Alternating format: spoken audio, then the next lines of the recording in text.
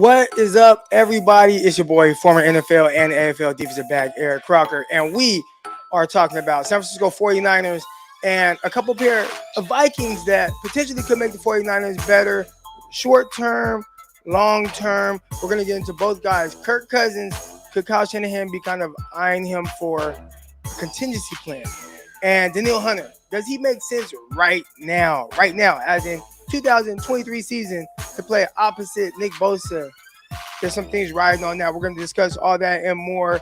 Thank you, and welcome this morning. I hope everyone is doing great. I hope everybody's feeling good. I hope everybody had a good weekend. I hope everybody had a very good Father's Day. I got to see my kids. It was amazing. And a lot of fun stuff that we're going to talk about today. I hope everybody's doing good. I see the chat going up already. I see the flames coming in. All right, I see the flames coming in. There we go. We got Mr. Olight Monday. Let's go. 5 flames. Jay with the flames. Mr. Young with the flames. Chanel with the flames. So everybody, or what up, Faithful and the flames. Excuse me. Looks like everybody's feeling good this morning. All right, everybody's feeling good. What up, Croc? Rise and shine. Seconds. Let's go, Mike. Yeah. All right, so I had a good weekend. I'm feeling good. I'm feeling refreshed. Don't think I recorded too much last week. Again, a part of this off season, I don't really like to make up just random stuff. And there's a lot of things that we'll discuss. But I thought that this Vikings talk between Kirk Cousins and Danielle Hunter was something that actually is a good topic. Not trying to just throw things out there, but I think these things are like legitimately something that the 49ers could potentially pursue. And we're going to start with Danielle Hunter.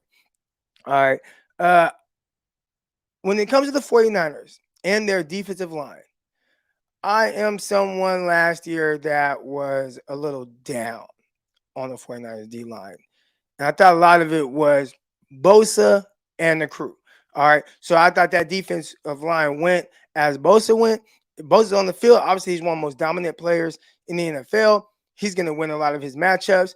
But outside of him, I didn't think that there was a lot more help. So, of course, they said, you know what? We are really going to help Nick Bosa. We're going to go out in free agency, and we're going to get a guy by the name of Javon Hargraves. Hargraves is a terrific interior pass rusher.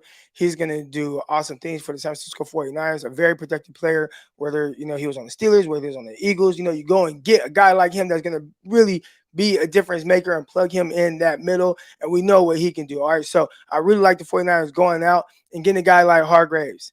All right, now, outside of him, and I'm the first person that will talk about believing in player development. I believe in player development. I believe player development takes time. I think player development takes experience. All right. There are some guys that hit the ground running. Nick Bosa, one of them.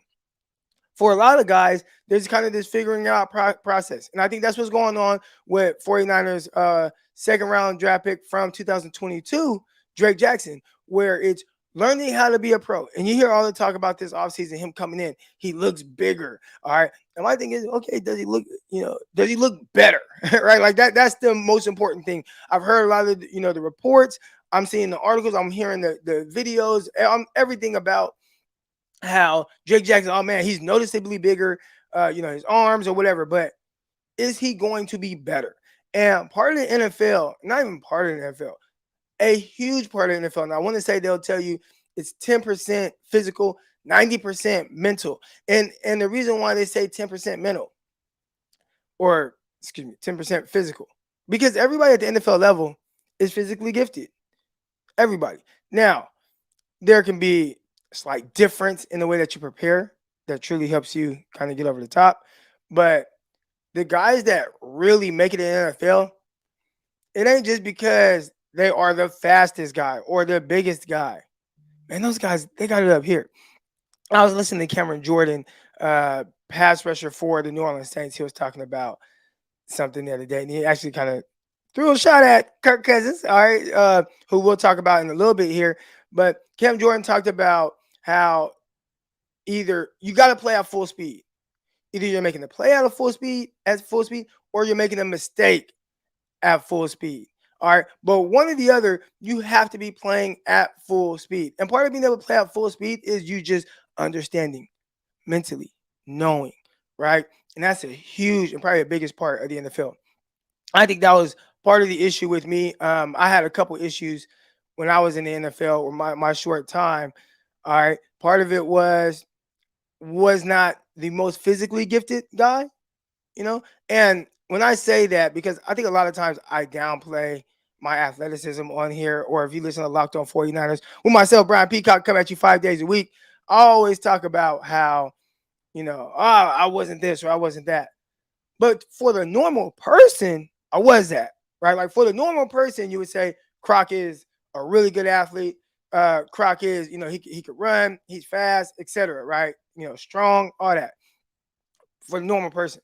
But for the NFL standards, I was very, very average, very average. And I talk about that a lot. All right, from an ability standpoint. So if you're going to be a little bit more average from an ability standpoint, all right, you have to be exceptional from a mental standpoint. And even more so than, if you're like me, not the most physically gifted. Now, there's some guys that are just super, super, super physically gifted, and they might be able to get away with a little bit more than what I was able to get away with. But ultimately, the NFL game is one up here. So when it comes to Drake Jackson, I don't care about how big he's got. I don't care if Drake Jackson has gained weight. It's all going to be predicated on up here. Does he have a plan? Is he playing at full speed? How are his secondary pass rush moves? Getting to the quarterback. What does the bull rush look like? What does this, his rip and dip look like? Hand chops. Because a lot of those things is what makes Nick Bosa good. Obviously, Nick Bosa takes extreme care of his body. Dude looks like an action figure, right? He has a six-pack, and he's like 270 pounds, which is wild at like 6'3", 6'4". All right, but he's not the fastest guy. Like, why does he win? Man, the physical, like the technique, and then mentally, I'm pretty sure he has a plan, a pass rush plan on how he wants to attack things, how they're going to maybe try to like jump set him, and he's going to do this and counter it this way, right? Nick Bosa has been trained not just physically to be a terrific pass rusher, but also mentally. So as it pertains to Drake Jackson and him taking that next step, if he does that, that's awesome. And I think that is something that takes time. But when it comes to Danielle Hunter and what he does for your San Francisco 49ers in the short term, all right, let's first talk about, who he is, if y'all don't know, right? Terrific pass rusher for the Minnesota Vikings. 3 out of the last 4 years, Danielle Hunter has been the guy who has had double-digit sacks. In the 1 year out of the last 4 years, I believe, that he did not get double-digit sacks was a season where he only played 7 games. And even in that season, he had 6 sacks. All right, so we're talking about a pass rush specialist. I think he's more of a tier 2/3 pass rusher, right? You're not going to talk about him with the Nick Bosa's, Joey Bosa's, with the Myles Garrett's, Watts. He's not going to be in that category, but he's like in another tier of a terrific, an amazing complementary edge rusher. Could be edge one for a lot of guys, but legit complementary. And this year, right now, he only is making $5 million. So I think that's the issue. All right. $4.9 million is his base contract. I don't know much about contracts and how they work, but I know it's $4.9 million base contract. So he ain't making what a lot of these other edge rushers are making. I think that's what's kind of upsetting to him right now. And also, it's like, man, I play for the Vikings. I ain't making a lot of money. I don't know what's going on here. We ain't getting better, etc. Like, man, get me out of here. I would assume that would be my mindset if I'm somebody who's still in my prime, 28 years old, in my prime as an edge rusher. Obviously, you see the physique. Dude is physically gifted. But how would he fit with the 49ers? How could the 49ers potentially get him? Would it work? All right. So for me, with the 49ers right now, they're kind of in this range.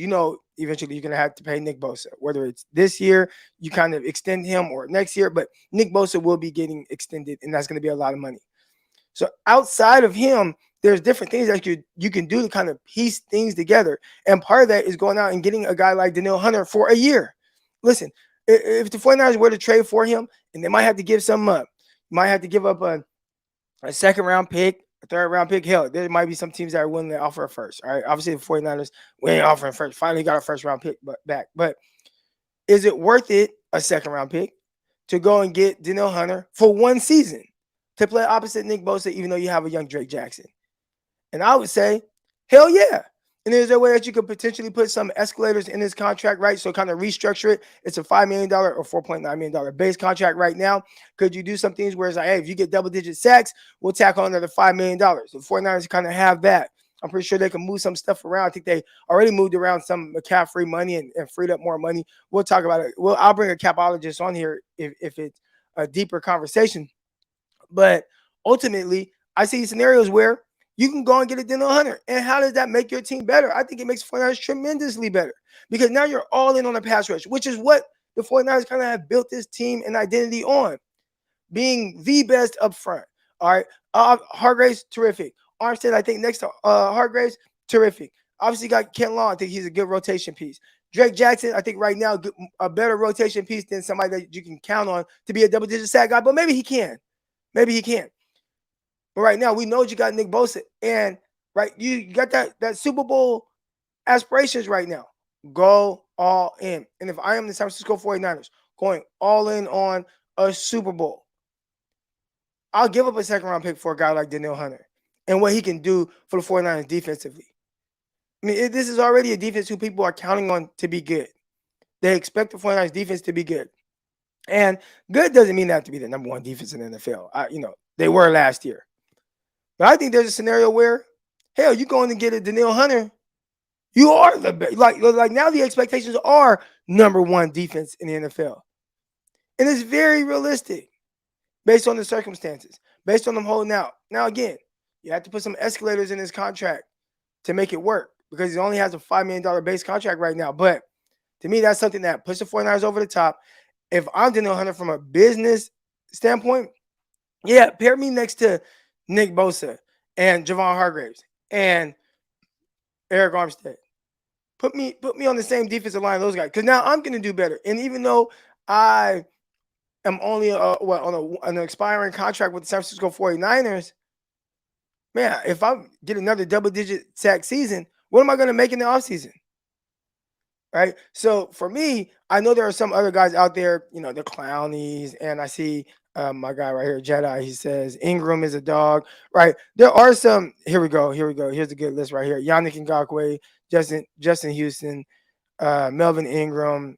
He said, Croc, wouldn't it make more sense to sign one of those guys? No, because they're not better than them. They're not better than them. These guys, good, but I would give up a second-round pick for Danielle Hunter, who is just better than Yannick, who's better than Justin Houston at this stage in his career, who's better than Melvin Ingram. He's just better than those guys. And the 49ers, they're trying to go all in right now on being the best version of them that they can be. And I think giving up a second, now again, I ain't giving them the first, but if you told me, hey, man, you give up a second to rent him for a season, to rent Danielle Hunter for a season, hell yeah, I'm all in on that. Heck, I mean, they gave up, what was it to get Emmanuel Sanders? A 3 and a 4? So they gave up a 3 and a 4 to rent Emmanuel Sanders for half of a season. And think about how impactful that was for the 49ers. Now, again, that was half a season. And maybe the 49ers take that same type of approach where you're kind of going through the season and you're seeing like, okay, Drake Jackson, maybe not quite where we want him to be right now. And that was the case in 2019. Right? You start the season and it's like, hey, we got Marquise Goodwin, you drafted Deebo Samuel, you got Dante Pettis on that team, you got Kendrick Bourne on that team, and they're all these like younger receivers. And you get halfway through the year and you're like, they're not quite ready yet. Like for what, even though the team was like 8-0 or 7-0, whatever they were at the time that they drafted Emmanuel Sanders, it was right before the Panthers game. So I want to say they were either 6-0, about to go 7-0, whatever it was, 7-0, about to go 8-0, whatever it was, they were right there on the cusp. And you're like, hey man, we got something special going on right now. Let's go and do something to put us over the top. And it was going to get Emmanuel Sanders and what he meant. And not just from a, production standpoint, but also just for mentorship to the young receivers and what that meant. But it essentially was, I want to say, a third and a fourth to rent him for the season. And if I'm looking at Danielle Hunter, one, I think you make that trade now because in 2019, if you kind of go back to that year, obviously you wanted to be good, but the expectations heading into that season was not Super Bowl as far as the outside expectations. Now, maybe in-house, they tell you like, man, we want to win the Super Bowl. We think we could do it this year. But that wasn't the case then. You had 2017 season, 49ers suck. 2018 season, Jimmy Garoppolo tore his ACL, 49ers sucked. So 2019 season, it was kind of like, hey, man, like, can we potentially make the playoffs? Can we do something? And when you start 8-0, it's like, we got a big chance for something here. Let's go ahead and get Emmanuel Sanders. Right now, hey, this is what our expectations are. So I think you do the Danielle Hunter trade. I think you do that now. And again, it is a rental. You're getting him still in his prime, 28 years old, not an old guy, physically gifted. Again, 3 out of the last 4 years, double-digit sacks. The only year he didn't, he got hurt. And in 7 games, he has 6 sacks. So we're talking about a pass rush specialist, a guy who is in that kind of tier 2, tier 3 of edge rushers. And he puts the 49ers defense over the top. I believe it'd take like a second-round pick, and you could probably steal him right now from the Vikings.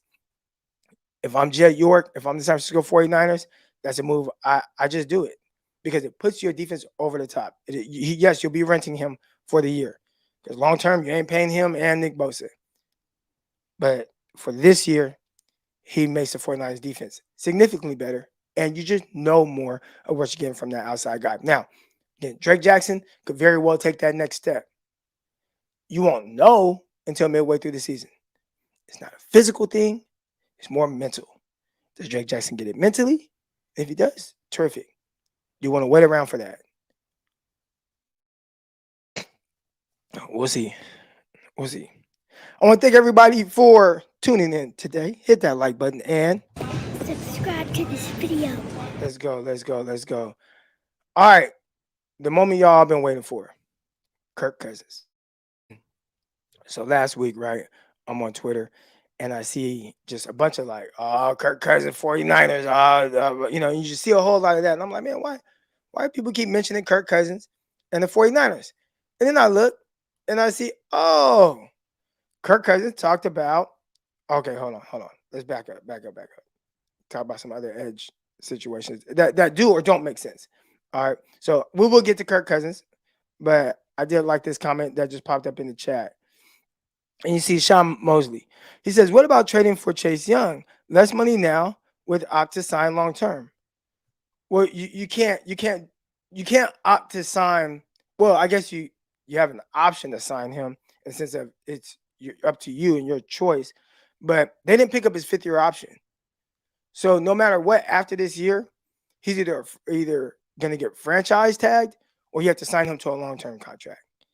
And I think what you would have to get him, what you would have to give up to get Chase Young, again, if you don't mind paying 2 edge rushers, potentially top money, right? Because you would get Chase Young with the thoughts of him really having the best year of his career. Being young, he's he'll be a full year or so removed from his ACL injuries, or 2 seasons, whatever it was, right? But now you're like, okay, he's going to be the best version of him. He's going to have a terrific season, and then we're going to sign him long term. I don't think that would be a short term trade based on what you would have to give up for him and what the potential of it is, right? So if we're kind of weighing out the pros and cons of Danielle Hunter and Chase Young, younger, freakish, his number 1 overall pick, then hasn't been productive like that, right? He has that ability, but hasn't been that. And if you trade for him, you likely want to extend him because, again, you don't know. He's just as much of an unknown as Drake Jackson, as opposed to Danielle Hunter, who on an expiring contract, you basically can get him as a rental, and you know exactly what you're getting, a double-digit sack guy. You don't know that with Chase Young. You assume you might be getting that. You assume that, but you don't know that. All right, so I don't think it makes as much sense as it would be to go get Danielle Hunter. Now, if you just want to say, hey, we'll be able to go get Chase Young, and before the season, we could re-sign him on this short, cheap contract because just based off of him being kind of desperate to sign something and you get him at a much cheaper rate, then okay, that'll work. But I don't think that's the case. I wouldn't sign that. If I'm Chase Young's agent, we're like, heck no, dude, you're going to play out this year. And we're going to try to hit free agency and make a lot of money. So that's what would make more sense to me. All right, y'all, let's talk about it, man. Kirk Cousins. Kirk Cousins popping up on my Twitter feed. Kirk Cousins to the 49ers. And I'm like, well, what the heck is going on? Why do people keep mentioning Kirk Cousins and the 49ers? And then I keep looking, I'm searching. Kirk Cousins, okay, 49ers, and I see it. Kirk Cousins basically says there's no plans for him to play long term with or past this season, right? They're not talking about a contract extension or anything like that. And I'm like, okay, they're not talking about that, but what does that have to do with the 49ers? Now I start thinking, oh, Kyle Shanahan, contingency plan. So I think Kirk Cousins, when we talk about Kirk Cousins, there's this kind of negative vibe surrounding his name based on what he is, right? And he hasn't been a successful postseason quarterback. So I get it.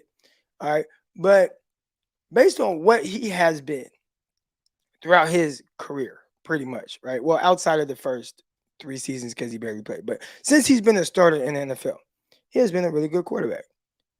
All right. He's been a really good quarterback.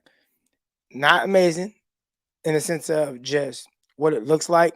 But when you see, okay, the numbers, the games played, you're looking at one thing that he's had over 49er quarterbacks as of late, really, since maybe Colin Kaepernick played kind of back-to-back seasons, but for a long time. The dude doesn't miss games. And I'm looking at his QB record right now. And based on his record, because you can look at like the games that he played that season, I think he's only missed one game since 2015 season, which that was his first year starting all year, like an entire season. And that one game that he missed, I think they just sat him. So that was 2019.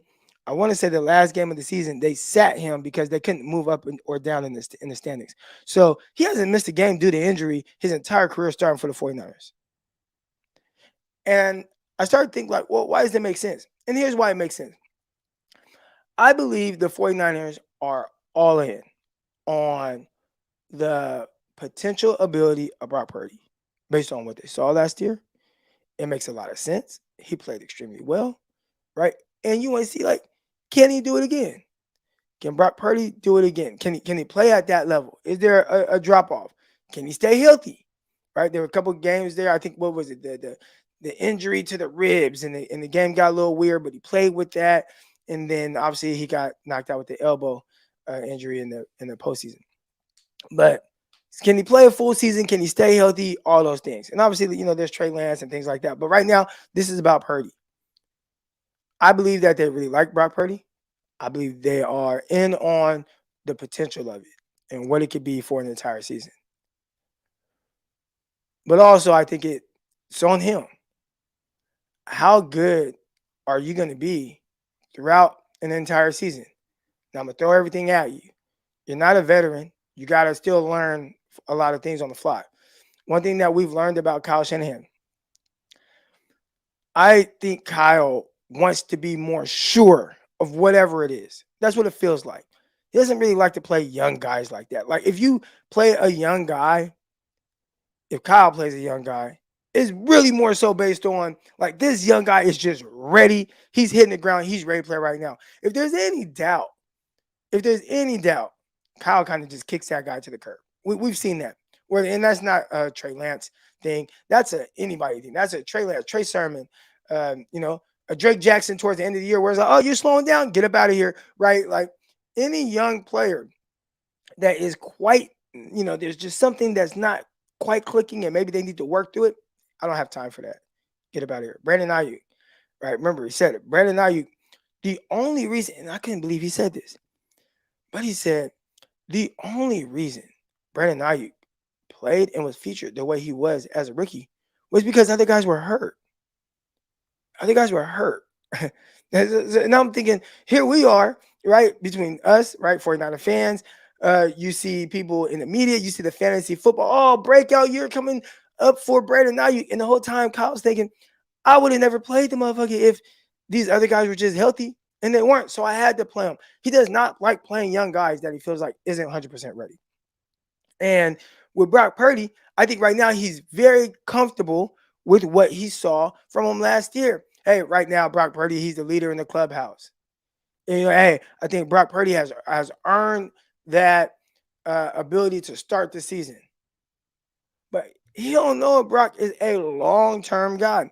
He don't know if Brock is going to be able to withstand an entire season. He doesn't know. And he's going to find out. But here's the thing: if Brock Purdy can't, if there's a drop off for whatever reason, and I don't even know what those reasons would be.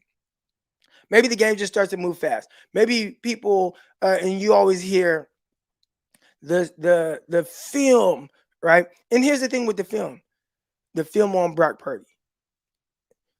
He every quarterback, they like to do certain things, right? They have their strengths, they have their weaknesses, areas of the field that they throw in, area of fields that they struggle to throw.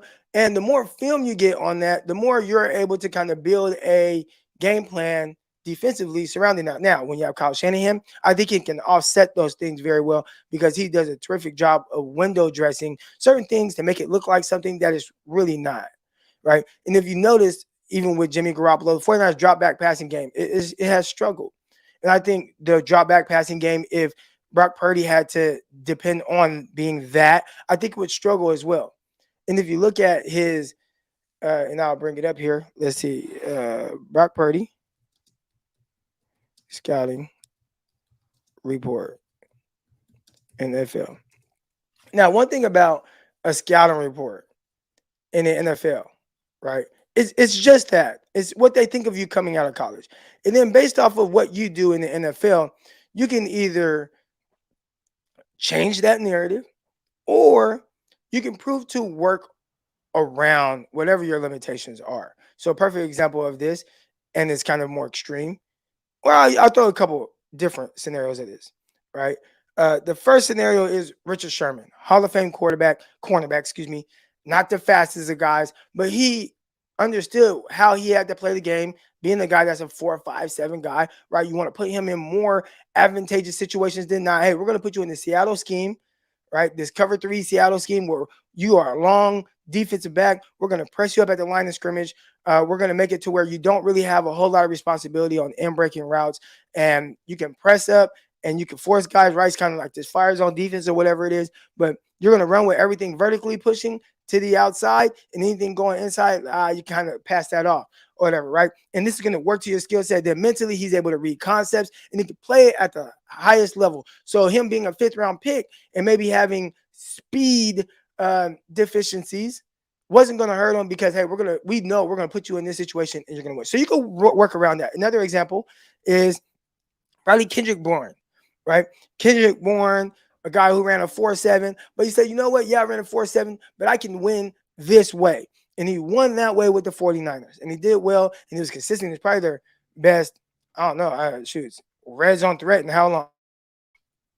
So whatever your scouting report is, doesn't mean that's what you have to be at the NFL level, but how do you work around those things? So when you look at Brock Purdy, all right, and it says, here we go, 4-year starter who was never able to improve upon the stellar sophomore campaign. Purdy is a burly pocket quarterback who needs play action based offense where he can rely on timing over release, quickness, and arm strength, right? Just doesn't have the most arm strength. So having an offense that kind of opens up some of those windows, he can do it, right? Based on timing and everything. Certain areas of the field will be off limits as he moves up to the NFL. Coverage talent. He's a scrappy runner, but not dynamic enough to make up for his shortcomings as a passer. So one thing that Brock Purdy, which is why he was the last pick in the draft, there are some limitations physically, but it's up to him to be able to overcome those things mentally. And I think between him and his preparation and then Kyle Shanahan, they did an amazing job of that. They did an amazing job of figuring out how to work around some of his limitations. He's just not a pure drop back passer, right? And that hasn't been the strength of the 49ers since I don't know when. All right. Now, he doesn't have to be with the 49ers. But what teams might do is start to say, we're going to try to make him be a drop back passer. And what would that look like? Maybe he's amazing. Maybe you see, there's some limitations here, right? For whatever reason. And over an entire year, you'll be able to see if those things rear its ugly head or not. And if he plays over it, you're fine. And he is your long-term quarterback. But if he's not able to do that because of the physical cap, if maybe he doesn't stay healthy for an entire season, that's when this chatter about Kirk Cousins starts to become more of a kind of a joke and 49. Even I put out the little Kyle Shanahan grinning thing, whatever, but it's a joke. And it goes more from a joke to kind of being reality. Because one thing that with Kirk Cousins and Kyle would know what he's getting. And there's like this ultimate, like just level of I don't even know what to call it, but that's what he likes. He wants to be certain. And that's what Kirk Cousins is. Now he's not sexy to us, pause. You know, but I think for Kyle, he's like, heck man, obviously you want the quarterback that he said, legs like Lamar Jackson, but throws like Drew, whatever it is. You want that. But ultimately, if I can't figure out how to get that long term guy, then it's like I would love Kirk Cousins. And I think that's where you see the Kirk Cousins stuff is more of a contingency plan. Where Brock Purdy, which I think everybody expects him to play well, you don't know. You don't know. Well, what's it going to look like over the entire season? He did have elbow surgery. Like that's a real thing. Maybe it doesn't matter. Could very well not matter. He could come back stronger. But I don't know. I know he played well last year. And I think based off of that, he earned the opportunity to start this year. And then this year, how's it work out? Because if it gets weird, the Kirk Cousins talk is gonna heat up. It's gonna heat up. All right, here we go. Now is the time for y'all to click the link, come on, and we will talk about these things live. Hit the like button and Subscribe to this video. I appreciate everybody who, are in here right now, live in the chat. We're gonna get into the chat and see what y'all talking about because I have to like look up here and not really focus on the chat while we're talking about it. But this is a fun topic here, and I want to include y'all in this. So go ahead, click that link right there, and you'll be able to come on live and just give some of your thoughts as well. And obviously, I'll read the chat too. Again, I don't just have this. I have Locked On 49ers with myself, Brian Peacock. Got Underdog Fantasy. Where's it at? Right there. Oh, Underdog Fantasy. Download the app or go to underdogfantasy.com and use promo code Crocky. They'll match your deposit up to $100. Oh, and they got futures right now. Do I need to go to my? Oh yeah, let me first. Oh, and this is something we'll have a whole show surrounding this. I mean, it is the off season.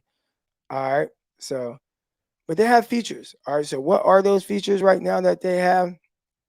And we got somebody popping in right now. Awesome stuff. About to come on live. All right, but look at this. They got features. So if you think that Christian McCaffrey is going to have more or less than 850 rushing yards, you can hit the higher button or the lower button. Is he going to have more than 6.5 touchdowns? He's going to have 6 touchdowns, 7 touchdowns. Hit the higher button. All right. What other props or player things do they have? George Kittle. Can he get over 700? I think if George Kittle stays healthy, that's a guarantee. Do you want to hit the higher on that? Debo, this one might be a little more questionable. I'm not sure, but the Ayuk, I'm very bullish on it. So go to Underdog Fantasy right now or go to underdogfantasy.com, download the app, and you can get in on this. Get in on all this right here, but just make sure that you use promo code Crocky. All right, promo code Crocky. Get in on that, y'all. Let's go. All right. Here we go. We got Michael in the chat. Michael, good morning. How you Hey, doing? good morning, Croc. How you doing? Oh, I'm doing amazing. Hey, thanks for all you do, man. I love your content. So Oh, and thank you.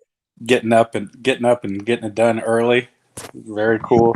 Nobody else is doing that, so I appreciate starting my day off with some good content.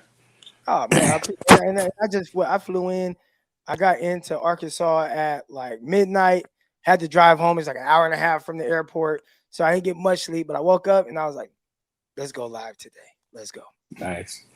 Well, hey, I put something in the chat, and we don't have to necessarily get in today, but I thought it might be a really good topic for a show. I'd love to hear your thoughts on just franchise quarterbacks in general and what that means. Is a franchise quarterback really a true thing anymore in the league where everybody expects you to win now? And, do quarterbacks really last long enough to become a franchise quarterback? And then, having a quote unquote franchise quarterback doesn't guarantee you Super Bowl wins. Right. And so I'm curious. So when you have a situation like the Niners, where some people are saying, yeah, maybe Brock is Mr. Right now, but not Mr. Right. Not the franchise quarterback, or may not be. I'm just curious, how really important that is these days, because it seems like everything is small windows. You think of the Josh Allens and the Patrick Mahomes, and those are probably your really good examples of good franchise quarterbacks.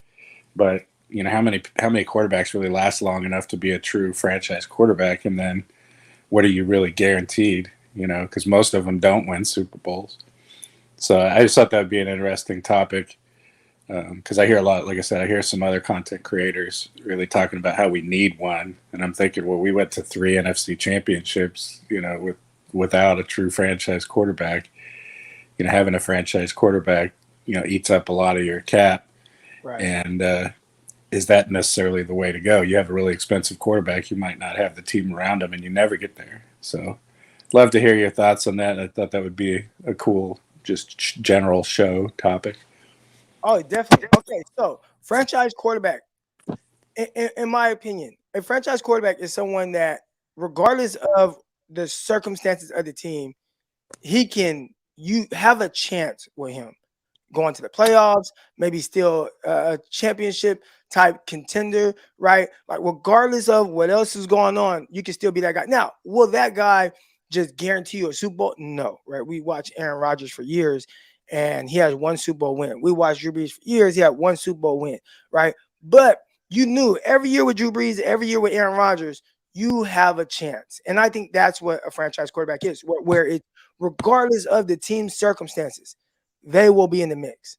So I think there are some teams that depend probably more on the team's situations, in the sense of just even having that type of level of success, right? Like just making the playoffs. I think that Jimmy Garoppolo might depend more on the roster and Kyle around him to just make the playoffs. And then obviously, once you get there, man, this is a terrific team. They're good. I don't know if that's a franchise quarterback, because we know that teams things aren't always going to be perfect. And we've seen that in some of the big games as well, where, hey man, now I need you to really be that guy. And I think when you look at Jimmy Garoppolo in NFC Championship game, in the Super Bowl, where again, those are like, that's the biggest of moments. And there's a lot of people, oh, can't win it. Well, we've seen him go to big games. We've seen him play in big games and do well enough for the 49ers to win. But being the reason why you win is more so that's the guy, right? Like, let's look at Patrick Mahomes. Now, I hate using it's the easiest example for people to understand. Anytime I can't speak for everybody, but anytime I throw out a like a name like that, it's just, you guys understand what that looks like. So it's easy to use him as an example. But in the Super Bowl against the 49ers, the Chiefs were kind of down and out. And if there was anybody else back there behind center, they probably lose that game against the Niners. But he just makes some ballsy throws. And next thing you know, they're hoisting a Lombardi. We just saw it again last year, where it's not going great, fumble, return for all this crazy stuff. And the next thing you know, even though you're down, boom, he just brings you back, right? Like that's the ideal version of a franchise quarterback. But ultimately, I believe it's just someone who, regardless of the circumstances, you'll be in the mix. And I think that's what a franchise quarterback is. Like, man, my running backs hurt, my receivers hurt. Man, we are still in the mix. Yeah, it's interesting because if you're not paying a quarterback $30 million a year or whatever, look at what the 49ers have done. You know, knocking on the door, for the last 5 years or whatever. And granted, they paid Jimmy a good amount of money, but in theory, you could be knocking on the door every year and field a team like the Niners if you weren't paying all that money for the quarterback, and potentially, win a Super Bowl while you're in that mode. And I'm just wondering if that's a repeatable long-term strategy, rather than investing in a franchise quarterback. In theory, 49ers could field a team this strong forever, if they just manage their caps, right. And so I'm just thinking about it like that, thinking about the what if. Oh, I think you're on mute. I'm on mute. Thank you. I think the only issue with that is you would have to bank on continuing to find someone like Jimmy G, continuing to find someone like Brock Purdy. and I think that might be more difficult. Like I don't think that that's right. Like because essentially that's Kirk Cousins, right? Where it's just someone who you ideally, hey man, this guy like he's good enough. Like man, we could build a roster around him. But then at some point you got to pay Kirk Cousins, and that's when it becomes more of an issue, right? So Like you think don't, about the situation with the Washington Commanders, Washington Redskins at that time. They did not want to pay him long term. Why? Because like he's not really that guy. If we're not able to build this type of roster around him, is he still going to be able to have a certain level of success to put us over the top, or is it just going to be a whole lot of yards and empty stats? And I think that's the part that makes it difficult because at some point you're going to have to pay that guy, unless you just say, you know what, every year we're going to just draft a guy in the fourth, fifth, sixth, seventh round, and eventually, like one of these guys will be someone who, if we don't want to pay a Brock Purdy, because I mean that's another guy, right? At some point, you might have to pay Brock Purdy $40 million a year. But you're looking at it like, man, I mean, Brock Purdy, he plays very well, but we see why he's playing well. So do you want to pay him 40 million, 45 million to where now you lose pieces around him that make him as good as he is?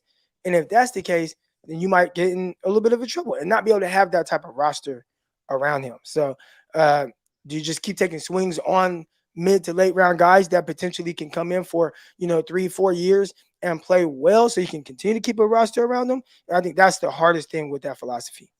yeah, do you think that? So it sounds like you don't necessarily subscribe to the idea that any old mediocre quarterback can run Kyle's offense, given how good it's schemed up. So I know some other content creators say that every once in a while, like, oh yeah, any proficient QB, Kyle Shanahan's office is set up to make quarterbacks successful, and so you don't need a Patrick Mahomes or even a, I don't know, pick any mid-level quarterback in the NFL. I think that Kyle definitely helps, and I think the roster helps, but there still has to be this certain level of competency from the quarterback. I think there still has to be this level of, hey man, like this guy is doing the things that's asked of him, and we've seen several quarterbacks that could not do that. Right? We saw it be hit and miss with Trey Lance. We've seen it with guys like CJ Beathard and Nick Mullins, where they had a lot of time to try to be that guy. And there was times where we saw for a game. I mean, I remember where I was when CJ Beathard was going toe to toe with Aaron Rodgers on like Monday Night Football, right? So we've seen guys have that type of ability. We've seen Nick Mullins throw for the third most yards in NFL history through his first 16 starts, but just playing winning football, like winning football with timely throws, I think it takes a certain level of a quarterback to consistently do those things. And I don't think that's just anybody, even in Kyle Shanahan's offense. Well, cool, man. Well, I'm sure you got other callers, so I don't want to keep you, but appreciate you. And I thought that would be something interesting to talk about, take a slightly different twist on the quarterback conversation. So appreciate you. Thanks for having me on, and keep putting out the great stuff. Awesome, man. Thank you. I appreciate it, Mike. Take care. All right, here we go. Coming up next, we got Tia Ingram. Good morning. How you doing? Good morning. How you doing? I'm doing great. I just want to say this whole Kirk Cousins thing. I blame Kyle and Lynch for this entire quarterback fiasco. This is just getting on my nerves, like to the umpteenth power. It's just ridiculous. I just think that it's almost like they fall in love, like fast love. If somebody does good for a couple games, that's a quarterback. They just, oh my gosh, I love him. He's great. He's doing what we asked him to do. And it's just like, I just wish they would just get out the honeymoon stage and see what happens. I just think sometimes they so quick to just rush to because we're winning games. Yeah, we're winning games, but you got to look at why we're winning games. It ain't just because, like you said, Patrick Mahomes. Patrick Mahomes going out there winning them games. It's not, yeah, they got Kelsey, but Patrick Mahomes is getting out the pocket, moving out the pocket, throwing it down the field, doing his magic to try to get people open. And also Kelsey is doing his thing too. But I just think that sometimes Kyle just wants somebody to do A, B, and C. And if they do A, B, and C, they're going to be able to play. If they sometimes make a mistake, he looks at them, put them in a doghouse, you're not getting on the field. And I think sometimes he just need people to let them sometimes you have to make mistakes to figure out what you're doing wrong. And sometimes I think too, they're also scared to make a mistake because they know they're not going to see the field. So I just think that sometimes we just need to, I think they just need to be more patient and just see what happens instead of coming out and just, oh, when Jimmy won the 8 games, oh, we love Jimmy, let's give him $120 million, and then look what they got us. Oh, we love Brock because Brock won us 8 games. Oh, he's our future. Let's do this. Like, just hold on. Let's just wait. Let's see what happens, and then we can have a conversation. I just think we just in this honeymoon phase. It's irking me, and I'm like, y'all, we haven't had a real season. Let's have a season. Let's see what the other teams do. Let's see how his arm do before we just start coming out and saying, "Oh, Brock's gonna do X, Y." We don't know what he's gonna do until he get hit. When he Mhm. get hit for real, when we play the Steelers, because they hit, Pittsburgh hit. When he see Watt come across that line, let's see how he do when he get hit. Because we can't just automatically assume we're gonna do the same thing that happened last year. Look what happened. We went to the Super Bowl 2019. The next year, everybody named Mama got hurt. So Right. let's just wait to see what happens before we put all this expectation on. Oh, we automatically going to the NFC. We don't know. We honestly do not know because we stay getting hurt. Within the first 8 weeks, we lose people and people go down like flies. So we just need to just pump the brakes while we doing all this media tour with Kyle and Lynch and the owner and everybody. Just calm down. Let us make us do training camp first before we even start, having all these expectations of what we're gonna do the next year because it's not guaranteed. Like you said, it's football. We don't know what's gonna happen. You know what it kind of reminds me of, Tia? It reminds me of, and again, I always try to find things that people like, just kind of examples that people like understand, right? But what you were saying, remind the thing that popped in my head first was like a girl with daddy issues, right? And that's one thing I'm like terrified of. So I show my Right. daughter like all this like super love, and it's just like, hey, this is how you should be loved. Look at how I love your mom. I try to be that example. I don't raise my voice in front of her to the mom. We don't argue, like none of that, right? Like you won't ever see any of that. All you'll see is love. You'll see me show your mom love, attention, affection. You'll see me show you attention, love, affection, right? Just so the first guy that comes around and gives you any type of attention, you're not gonna fall for that. Right. Like, nah, you know what real love looks like because I gave it to you, your brothers gave it to you, whatever. And you saw how it went with your mom. And I think Kyle kind of has quarterback issues. So he doesn't have daddy issues, right? Right. Right. Quarterback issues where he's been scorned so bad throughout this process, starting with RG3, kind of a guy that, man, he wasn't given to. I mean, he was handpicked for me. I like this other guy, but then he got hurt, and then from there it was just, and then you gotta play, uh, what's his name, man? You gotta play Johnny Manziel over Brian Yeah. Hoyer, and then like he's Yeah. scoring from that situation, and then and it just continued to be kind of this up and down thing with quarterbacks to where now he's just like, hey man, the first guy that shows me any type of uh you know interest back and love back, like man, I'm I gonna love them. in on that guy. Right.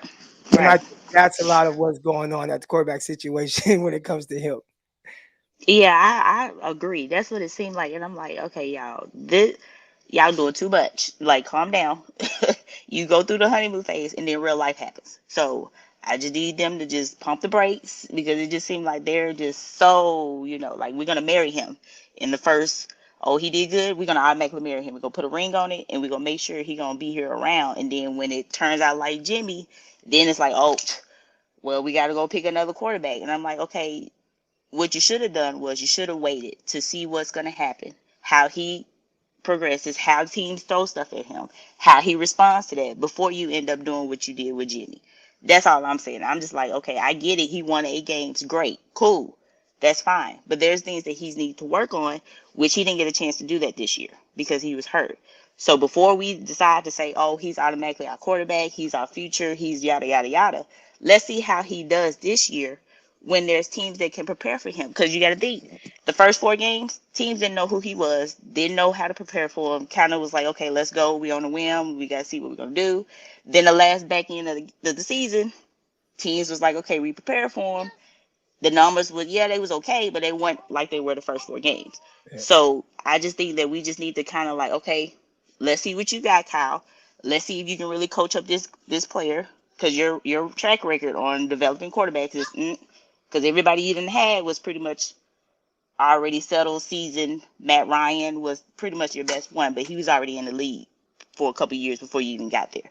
But let's just see how he He does was here this for a year. lot of years and had a lot of Right. productive years too. And Matt Ryan can sling it. So when he got there, he can sling it. If you throw it to Julio, try to stop it. But I just think that he just needs to, like you said, get out the honeymoon phase and just, okay, let's see what he can do. If he's not the person, then let's go to the next person. If he's not, because you got to figure out believe you have to figure out what you got with Trey Lance. And also, if you want to figure out what you got with Sam, figure that out too. But you can't automatically put all your chips in one basket because, like you said, he did what Daddy told him to do, and this is what we're gonna stick to because You you know don't. what, Tia? I think that and I appreciate your call. I'm gonna get to the next caller, Uh-huh. but I'll answer this. I think they are kind of going about it the way that you want them to go about it. If you kind of listen to some of their words, I mean, we haven't heard them physically, I mean, out of their mouth say Brock Purdy is 100% without a doubt our franchise quarterback or our long-term guy. What we keep hearing them say is he has earned the right, based off of how he played in his starts last year, to start like games. He has earned the right to be our starting quarterback right now. And I think from there, they'll continue to figure out what and who he is or isn't. And if it goes how they believe it can, then I think he will be the long-term guy. Right. Like if he plays like how he played last year, and again, some teams are going to start to kind of do things that he doesn't quite like it in. How is he going to respond to that? And he prepares well, and maybe you see even a better version of Brock Purdy who played well as a rookie. So there's that aspect of it. But then if he doesn't, then there's always Kirk Cousins. But all right, T, I'm gonna get to the next caller. All right, here we go. Up next, my guy Ryan. Ryan, what's good, man? How you doing? Oh, what's cracking, my guy? Oh, just chilling. Hold on. Just chilling. Can you see me? Yeah, we got you. All right, man. What's going on? Oh, we chilling, man. How you doing? You went from looking like Ricky Williams to now you kind of look like DeAndre Jordan. Oh, wow. God, dog. Have you heard that one before? You look like DeAndre Jordan right now. Hey, no, I ain't never heard that one before. Yeah. Hey, man. How you doing today, boss? Man, I'm doing good. I'm blessed. How you doing? Hey, same here, man. So, I've been listening. What's up, Teradome? I see my guy in the chat as well. Hey, I see we're going through the same situation again with Kyle and these quarterbacks, man. I like what Tia was saying. It's at the point now where I don't think it's hate when somebody says Brock Purdy played very well, but there's still some things he can work on. How's it hate, man? I don't. There are people that, and this is what I've noticed, right? Because I get a lot of these comments where either it's on, the YouTube channel, the comments, social media. I see it, right? Where again, I was on my guy Larry Kruger's show, and somebody was like, "Oh, Croc's a Trey Lance guy," right? But ultimately, I think if you don't subscribe to, how can I put this? It's like you're either Teradome, where if I go on that level of all in on Brock Purdy, if I'm not that, then I'm like hating on him. Which I think there's a level in between Teradome and his conviction of it. And we're about to have Teradome on in a second, but how, man, Brock Purdy to Teradome, I see Teradome on Twitter too. And it's like, and he has a lot of really good points with the things that he's saying about Brock Purdy. But if I don't subscribe to the like, hey, this guy, this is it, then I think for a lot of people it comes off as, oh, you're hating. And I think that it works the other way too, right? If you are, there's people that if Trey Lance, let's say Trey Lance doesn't start week 1, which I don't think we expect him to start week 1, but let's say Trey Lance doesn't start week 1. There are a lot of people that would say, oh, he didn't get a fair shot. And it's like, well, he kind of did get a fair shot. He started last year, he got hurt. So it's almost like you can't play, and I don't want to continue to play like in between. I just kind of want to wait and see. Right? With Brock Purdy, hey man, like he had a terrific 8 games. All right, like let's continue to see it. And I don't think there's anything wrong with that. Man, Trey Lance, man, there was ups and downs, and there were some things that he did well and some things that he needed to improve on. Man, let's see what it continues to look like. And there are a lot of people that are like, nah, he's a bust after 4 games. So I think the issue is if you're not all in and subscribe to just one thought, and there's a lot of fans that stake their flag on one side, and if you are any way possible on the other side, you're gonna come off as a hater or someone that, yeah, pretty much just a hater. So I think that's what you're hearing. Yeah, and so for me, when I look at the quarterback position, man, I think first and foremost, it's like any position in football. You need time. Like you need some time to see these guys mature. You need some time to see these guys go over different types of defensives. You gotta see these guys with their star players, without their star players.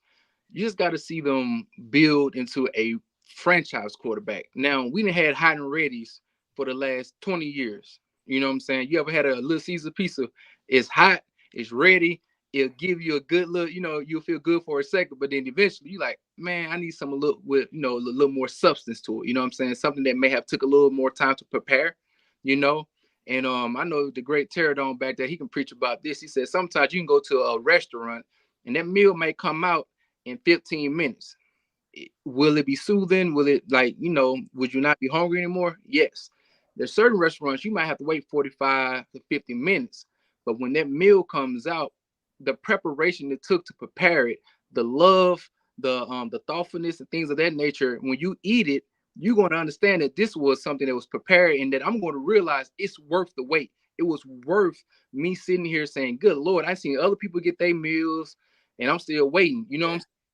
And so that's what I'm talking about for the 49ers fan. Aren't we tired of getting these quick, hot and ready quarterbacks? And what I mean this is that doesn't mean Brock isn't a quarterback for us, but to crown him as the quarterback right now, I just think we need a little more time. I think we need to see them. I don't know if you checked our last 8 games last year in the back of the schedule. We didn't play nobody for real, for real.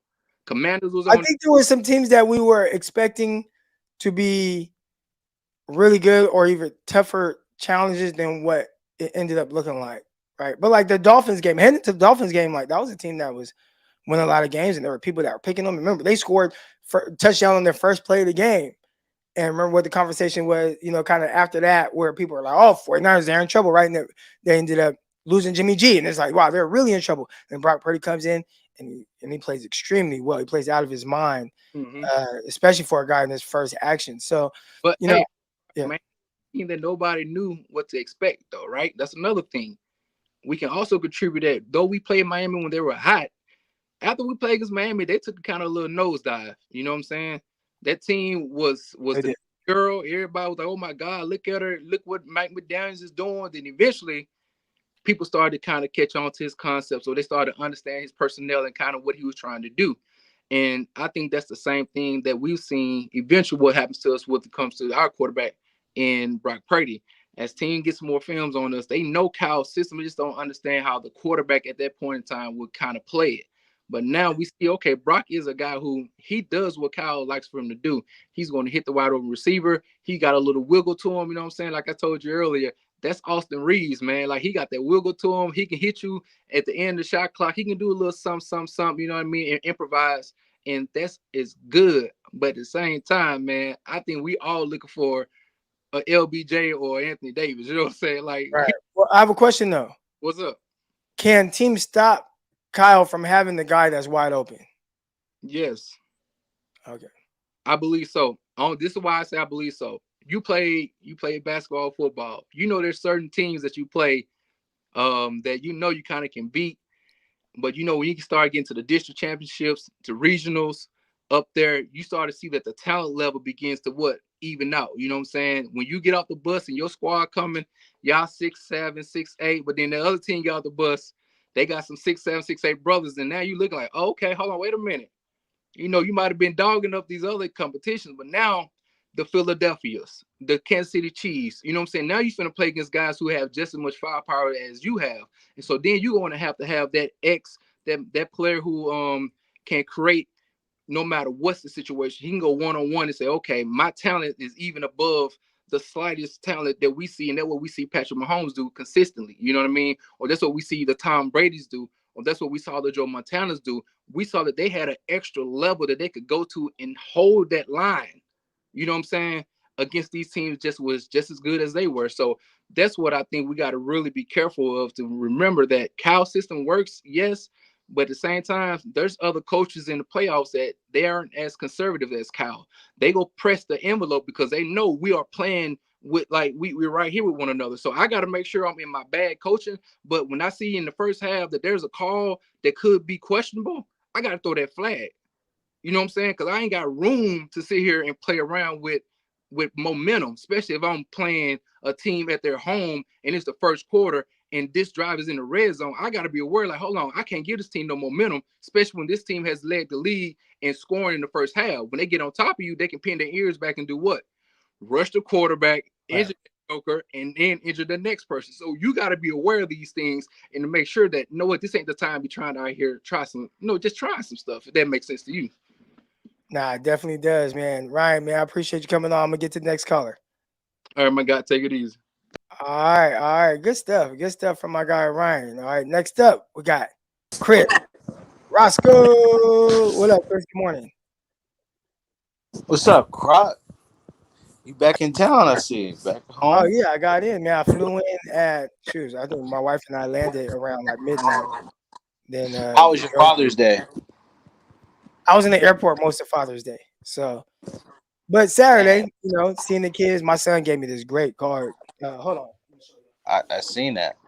Yeah, but there was more to it, man. There's more to it. Here we go. So my son, he gave me this great Father's Day card here. Y'all can see it, and that's him. Shoes, man. That's 12 years ago now, I think. Wow. Gosh, a long time ago. So it said Happy Father's Day. You see him right here. We over here. We on four wheelers. He wrote some really good stuff and a picture of us on the back when he was in kindergarten. So my son, he about to be 16 now, and yeah, I thought that made my year right there. He got an awesome card. Did you cry? I ain't cried, but he almost got me there. He almost got me. He tried to get me. He tried to get me. So and folks don't understand, man.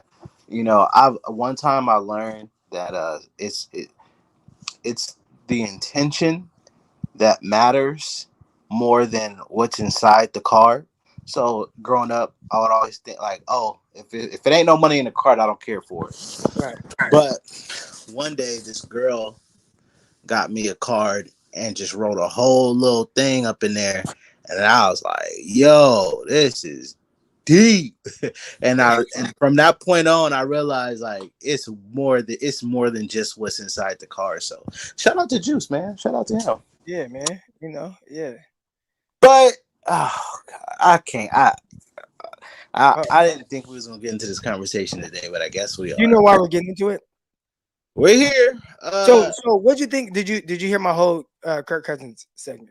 I didn't. I literally got on and you were talking to that lady, and then you went to my boy Ryan. Can I kind of summarize what I said? Yeah. Go ahead. All right, here we go. So basically, what I said was, I think the 49ers. And I hear an echo, so I don't know if you got me in the background somewhere or something. I don't know. But anyways, there you go. You're muted. All right, good. So basically, what I said was, this is essentially a trial period for Brock Purdy. He did very well last year. Obviously, he got hurt. Can he do it again? And I think Tia and others think like all the 49ers are crowning Brock Purdy right now as 100% without a doubt a long-term plan. And I don't think so. I think what they're doing is, hey, we really like what he did. We think he can do it again. We like the person that he is. We like the leader that he is. We like the way he prepares. We like how he won a lot of games. So he has earned the right to start this season.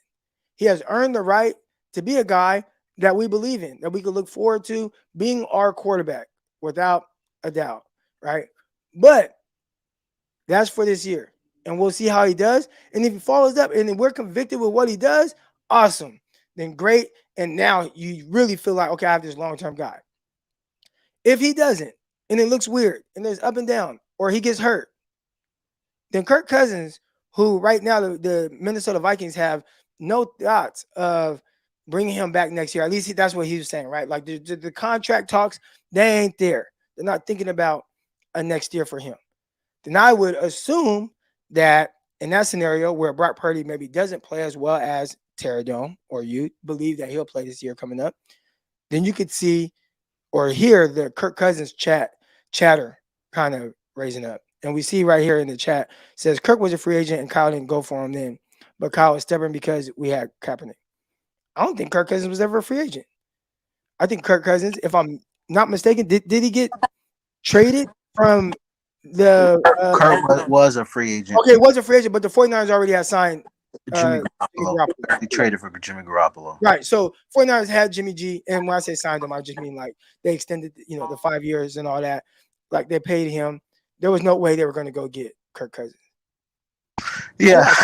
Choose TV. I'm sorry, man. Your events on what happened is very inaccurate. But Oh no. Oh, you said True TV. Okay, yeah, that's what I said. Okay, I think I was thinking of trade because I'm thinking of Washington. They traded for Alex Smith. Okay, that's the trade I'm thinking of between Washington. Yeah, remember, Kirk Cousins got an $84 million fully guaranteed 3-year deal. Remember that, Right? And I mean, again, we had Jimmy, so there was no need to. And I don't think we would have gotten Kirk Cousins for a fully guaranteed deal. So that's neither here nor there. But you are correct. If Purdy doesn't play well, and if Trey Lance, I don't know, somehow doesn't get another opportunity to prove that he can play, then yeah, I mean, I'm team Kirk Cousins all the way. I thought he has balled in Minnesota. He didn't really get much defensive help with that team, but we also seen him win a playoff game. Something we also and in that playoff game, we seen him be the reason why they won a playoff game. We've never seen that from Jimmy. So I would not mind a Kirk Cousins as a 2-year gap filler, but I mean, it would be a very, very bad. It would be a very, very bad indictment on Kyle if we have to go to Kirk Cousins because Trey or Purdy just wasn't the guy. But ultimately, I do think, and you are correct, that the 49ers are giving Purdy his shot right now because of those 8 games. He earned his shot. I don't want to hear nobody talk about, oh, it's got to be a competition in training camp and all of this mumbo jumbo. It's nonsense. Because at the end of the day, you don't win this battle in training camp. You win it on the field. And training camp can only do so much. Players talk about it all the time. When we're playing, when we want to get reps, it's in-game reps that helps us get better. Practice is important. Don't get it twisted. But in-game reps is a thing that football players will tell you all the time that's how I got better. I will say for Purdy though, some people think his limitations. Some people think he has he does have limitations, right? Like we understand that. But just because he has limitations doesn't mean that he can't get better. Preparation. Overcome them. Did you hear my analogy with Richard Sherman and Kendrick Bourne? No, but I know that Richard Sherman had limitations, but Richard Sherman, Richard Sherman found out what he does well, and he got really good at what he did well. He was really good playing in zone. He was really good knowing how to use his physical strengths, which is being aggressive, using his length. Richard Sherman being smart. I mean, that's what you want to need from Purdy. Being being an elite preparer of the game. Pause. Being an elite preparer of the game. Tom Brady lacked total athleticism, but he was an elite preparer of the game. He was an elite processor of the game. And I mean, at the end of the day, he had a lot of heart too. He was a great leader. These are a lot of different things that can go into it to where that can make Purdy a franchise type of quarterback. We don't know. Again, we do not know. 8 games is not enough to tell me if he's a franchise quarterback. 4 games is not enough to tell me Trey Lance is a bust or not. So we're going into this year. Purdy will get his opportunity. If Purdy is not playing well, you still can go back to Trey Lance, and that's the fun part about it. Just because Trey Lance may not start now doesn't mean that's the end of his story. He What still does it can. mean for Purdy to not play well? Like, what does that look like? So I would say if the Is it 49ers, a statistical thing, or is it a feel thing, or a look thing? Like in your eyes, I, in I, I'll give you this. what does that look like? So part of it, I'll say this. I'll say this. Part of it is him coming back and him maybe having complications with his elbow, right? Two, him coming back and this offense is just struggling. Meaning they're scoring like 17 points a game for the first 4 or 5 games of the season. Purdy has 2 touchdowns, 5 picks. And the 49ers are 2-2 or 1-3. You got to make that switch to Trey Lance. Or even if we're 4-0, if the offense is putrid, and maybe we get a loss in that, right? And go 5-1. But you finally kind of like when Harbaugh went to Kaepernick, right? We were now it took an injury for him to make that switch, but we all kind of understood like, man, I think Alex is capped out. Yeah, we're 6-2. Yeah, he's coming off he came off a dang near perfect game against the Cardinals, I believe, on a Monday night, right? Alex Smith was dang near perfect, had almost a perfect rating. But we all knew because when we played when we had that Giants game, we all knew like there's a cap to this. There's a cap to Alex Smith's to him being a great quarterback. So at the end of the day, I think the Niners can be 4-0, and if the offense is struggling and then we finally have a loss, then maybe that can give Kyle Shanahan an excuse to start Trey Lance. At the end of the day, you can't play around with it this year. You can't play around with us struggling on offense and not making a change. You can't. Kyle's going to have to make a bold decision. Harbaugh made a bold decision. Belichick made a bold decision. Now, it didn't end up in a Super Bowl for Harbaugh, but at the end of the day, he was there. We were one play away from it. Bill Belichick, that decision basically made him the greatest coach of all time. And there's many other coaches who made tough decisions. Matter of fact, shout out to Andy Reid. He had Alex Smith. They were winning playoff games. They were getting to the playoffs. At the end of the day, he made a bold decision and said, listen, we got to go get a guy that's going to take us to the next level. So Kyle's going to have to make that bold decision. If the Niners offense is struggling, and even if we're winning, like, bruh, you got to make that switch. But ultimately, I think there's a level to Purdy that he can unlock. Like Richard, like you gave an example, even though I don't know the example you gave, but how I explained how Richard Sherman. We explained it the same way. Okay, yeah, we think alike. So We ultimately, talked I about just want to say, shout out to Purdy. I believe he can be a great quarterback. I also believe Trey Lance can be a great quarterback. I don't want 49ers fans thinking that, Purdy can't be great because he's not as athletic as Trey Lance or he doesn't have a big arm as Trey Lance. Again, I just named you other areas in his game that he can improve that can make him a franchise quarterback. Also, being mobile in the pocket. I don't even though we've seen Purdy extend plays, being mobile in the pocket, which remember you talked to me about how you seen Tom Brady be mobile in the pocket, and you was just like, yeah, there's nothing you could do about it when a quarterback know how to move in a pocket like that. So there's things Purdy can work on to be a very good quarterback. And of course, Trey Lance, he's got all the skill. He's got all the skills in the world. Just got to put it together, and really, he just got to play back-to-back games. And if he can actually play back-to-back games, the sky's the limit for him. You have a good morning, bro. All right. Oh wait, real quick, Chris. Yeah, What is this icon that you have? bro. Are you serious? I can't tell. The It's like greatest small. baseball player in the world. Are you serious? Oh, Barry Bonds. Okay, I look. It was. I had it small like this, so it looked like a Dodger or something like that. Black helmet looked blue, but Oh, I see it now. oh, come on. I know Listen, exactly. Yeah, I no, like. you hold on. First of all, you said greatest baseball player ever. That is the greatest professional athlete I have ever seen. That's the greatest. I've never seen a Uh, player more dominant than Barry Bonds in all my life. you do realize you Now, seen I Tom. ain't see Will Chamberlain. I ain't see Nah, you seen Tom Brady play. You seen Tom Brady play. Listen, it's not. Barry Bonds. Okay, let me rephrase this, and this includes Tom Brady. Barry Bonds is the most dominant player of my generation that I have ever seen.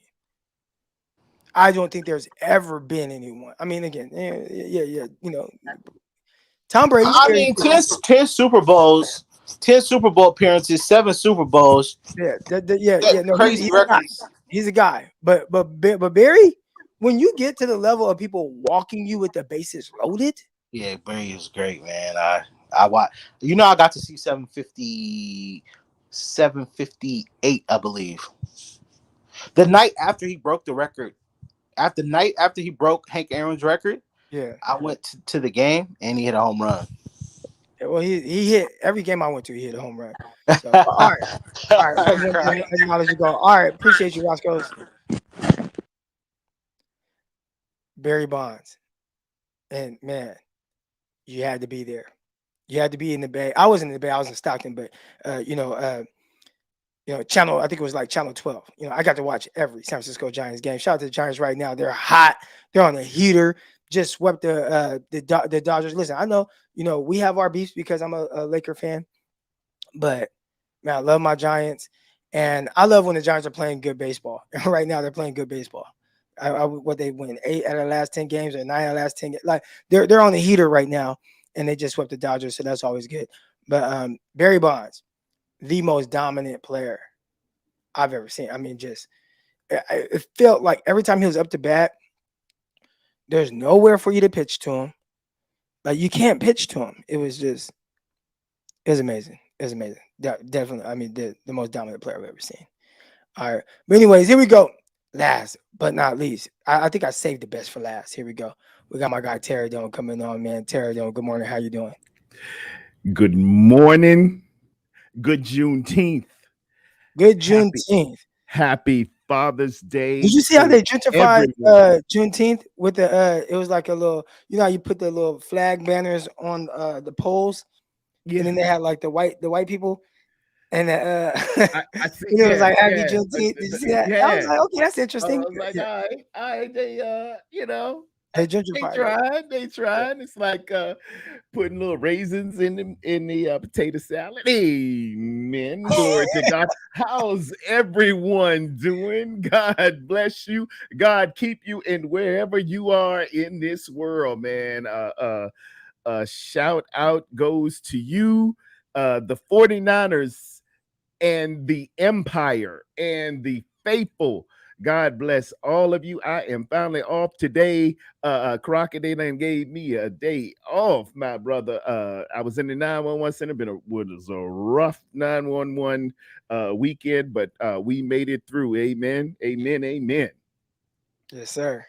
Your picture with is it Deuce? Juice. Juice. Oh man, put it on up there again. Croc, man, you were on the Milli Vanilli side of the game. What did you do with all that hair, brother? What'd you do with all of it? Bad genetics, man. Bad genetics. A few years after that, so that was when I was in college. But a few years after college, I started noticing like, man, I keep having the double and triple up dreads in the front. And it still is getting needle thin at the root, and ultimately ended up having to cut the hair off and go bald. So bad genetics. My brother's bald, and my grandpa on my mom's side. I knew my time would come at some point. Yeah. I wasn't ready for it, but I had to let the dreads go. I wasn't gonna go out like Floyd Mayweather's dad. I always told myself that, like, bro, I ain't going out like that. So once it started thinning, and I could really tell, I'm like, dang, gotta let the dreads go. I loved them too. Yeah, I know you did, man. I had them. I had them. Look, I had them locks. Look at that. He's breaking them all out. He rolling out the clips. Oh man, yeah, you had it. You had it. I ain't never have it like that, man. But back in my day, it was Guy was real big then, man. And they had that S curl, no lie relaxer. and I had a box. Man, looking like Kid and Play a little bit, but Yeah. you had to get a little wavy. I'll be sure, and all the boys is out. You tried to be, you know, you was. Yeah. We'll talk about that one offline. Amen. Amen. Amen. Hey, Crocky, man, I wish the absolute best. I hope the absolute best for Trey Lance. I do. I hope this guy is, he's a tremendous young man. I'm just gonna, give Trey Lance his flowers, man. Trey Lance is, he's been patient. He's had some rough patches, and I'm not gonna get into I have to diminish or blow out somebody's candle to make someone else's brighter. It's no need in doing that. Amen. It's simply no need in doing that. I wish that the absolute best for him. I hope he comes out, man, and shows us really who we thought he would be. I was one of the most excited people when we drafted him. I figured, man, we'd be running some RPOs. I figured, Kyle's gonna put him in there. We're gonna do some things. And he initially did put him in short yardage situations. They ran spot or two wide banana. They ran some run pass options in the red zone against, I think it was, if memory serves me correct, I'm getting a little older now, y'all forgive me. It was against, I think we opened up with Detroit and maybe Green Bay was shortly after that. Yeah. Okay. And hey, 1st and 5, boy, we rolling Trey Lance up in there, and y'all can't handle it. We're gonna have y'all playing 11-11 football. And I think Kyle probably listened to the Cabo click a little bit, and Jimmy went to him and said, I can't do it, like I want to. I'm out of rhythm. And when you put the young guy in, and they kind of took a little something away from him. And do you think that's the right way to do it? I mean, obviously we see the results. 49ers went to the NFC Championship game, but as it pertains to a long-term investment and what you potentially wanted to get out of Trey Lance, right? And now just all the inexperience where it turned into like an all or nothing as opposed to an easing in and kind of getting some experience within the game like we saw Baltimore do with Lamar. Now, yeah, I am not saying that Trey Lance is the athlete that Lamar Jackson is. Oh, Lamar, but just in the sense of usage, right? Whether it's Trey Lance, Taysom Hill, Lamar, just having hey man, we're going to give you this package of plays, and you're going to come in and run these plays, and we might only run 5 plays, but when you're going to master those 5 plays, you're going to get comfortable with the speed of the game, especially coming from the FCS, especially coming from not playing for an entire season. Yes, so sir. we're going to kind of just work on like easing you in. And then that's what your plan is. Because I've always wondered, like, what is the plan for Trey Lance, right? And then when you come in week 1 against Detroit, throw a touchdown, your first throw in the NFL, and then you see it, you don't never see that again. I know, he backed even in off the game of it. where, and I went to that week 2 game against Philadelphia Eagles, where, it got weird in that game. 49ers offense was very stagnant. It was. You didn't even say, you know what, we're going to just throw in this offense as kind of a curveball, maybe something that Philly's not prepared for, or maybe this can like spark something a little bit, then even then come back and get Jimmy in the rhythm, right? But they just completely went away from it. And then when he did have to play, now it's like, hey, hey, expectations high, it's all you now, right? And he wasn't quite ready for that. So again, listening to potentially the Cabo crew, yeah, do you think that maybe that's something that has it has, I don't want to say derailed. No, not derail, but it didn't help. It was a detriment. It was a detriment. Going back, a lot of us fixate and go back to the Steve Young, Joe Montana era, but really, man, Bill Walsh, and I'm old enough, and some of you within the sound of my voice, and some of you out there can remember way back when Joe got here in 79, it was Steve DeBerg who was here. And what Bill Walsh would do is put Joe in spots that, he just they were advantageous and great spots to put Joe in and just develop them and just, they might have been at garbage time or they might have just been these critical spots during his rookie year just to get his feet wet, just to have a good feeling, a good taste in his mouth to some, they weren't complex things. They weren't big things. They were like red zone, and they were just good, steady diets of positive reinforcement to bring them on. And then that second year, man, Joe just took off running. And take that with a grain of salt. What I'm getting at, Croc, is in the years that I've watched, I've already referenced all the way back to 1979. Yeah.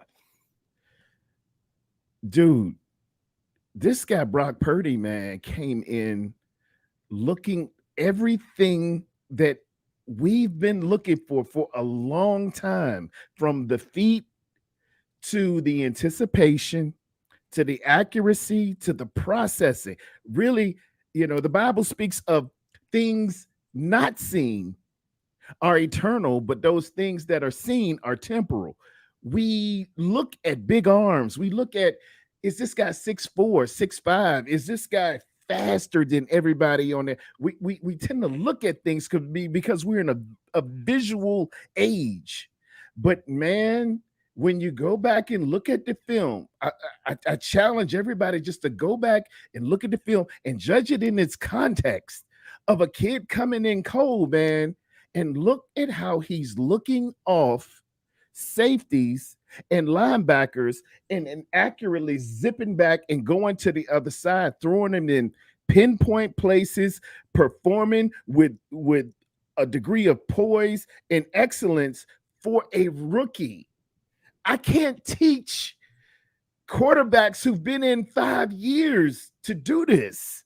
It's either you got it or you don't. And the real bullets are flying. I'm an airborne paratrooper, man. I exit the aircraft while in flight.